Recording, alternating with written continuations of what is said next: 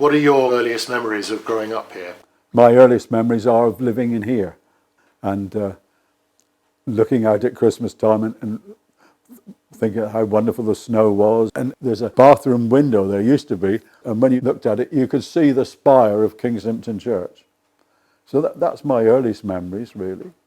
Also of our grandfather clock, which we had at Glebe House. But you could hear that clock chiming if you were up at the blacksmith shop, because where Sue and Pete are, and it's like a half a house, isn't it? The rest of that used to be the blacksmith shop. And as far as I remember, it was a thatched blacksmith shop. Honestly, can you imagine it? And I know there's a place down there they call the Old Forge. Well, that might well have been, but the proper blacksmith shop was there.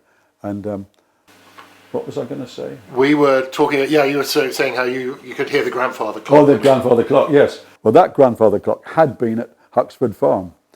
And I used to wonder why it wasn't complete, because grandfather clocks usually sort of have a nice top, and then they come like that, and then they go a bit thin, and there's a bit at the bottom, isn't there?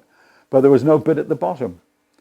And I remember my mother explaining to me that when they left Huxford, they pulled it up, because I don't know if you know, but most of the houses around here didn't have concrete or anything. They just had tamped down ash, didn't they?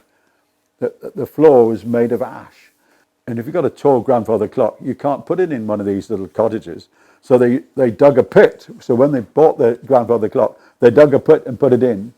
And then by the time they left Huxford, that had all rotten away. And so the grandfather clock we had down at Glebe House didn't have a bottom, but it was just tall enough to have a pendulum and all that sort of thing.